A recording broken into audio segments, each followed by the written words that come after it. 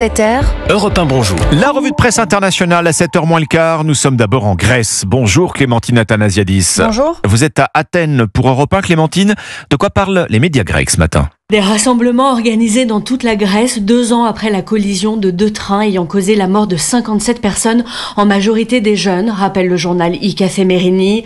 Des banderoles avec inscrit « Je n'ai plus d'oxygène » ou encore « Aucun crime impuni » ont été déployés dans plus de 100 villes du pays, précise le quotidien Tanea.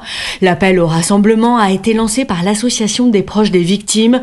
Ils demandent toute la vérité sur ce drame et réclament justice pour leurs enfants, souligne le journal Efsin.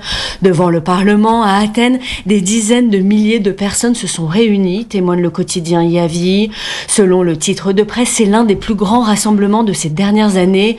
La société grecque dans son ensemble se tient aux côtés des proches des victimes. Ce crime ne sera pas oublié, insiste le journal Efsin. Nous partons maintenant en Argentine. Flora Genoux, vous êtes à Buenos Aires pour Europe 1, à la une de la presse argentine.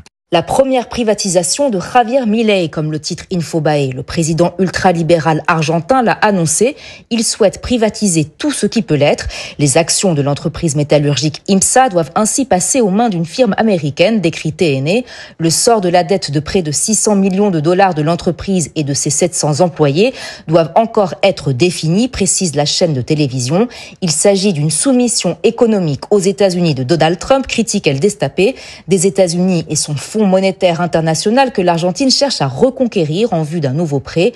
Le gouvernement vient d'effectuer son plus grand remboursement de dette depuis 3 ans. 4 milliards de dollars et attend une réaction positive des marchés, remarque La Nation. Dernière étape ce matin en Égypte. Nour Abdelbasset, on vous retrouve au Caire pour Europe 1. Que disent les journaux égyptiens ? Eh bien, on parle du club Kairat El Ahly qui vient d'être sacré club de foot le plus décoré au monde avec 129 titres, écrit le site Yalla, suite au rapport de la Fédération internationale d'histoire du football.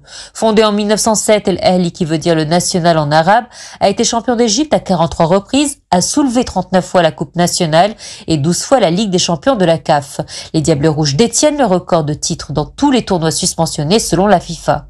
Nommé club de la CAF du XXe siècle, El Ahly a participé 9 fois à la Coupe du monde des clubs de la FIFA, remportant la médaille de bronze à 4 reprises. El Ahly n'est pas seulement un grand club de foot, écrit Riyad, c'est un monument qui compte plus de 50 millions de supporters en Égypte, ce qui en fait le club le plus populaire d'Afrique et du monde arabe. Merci Nour Abdelbasset, correspondante d'Europe 1 en Égypte.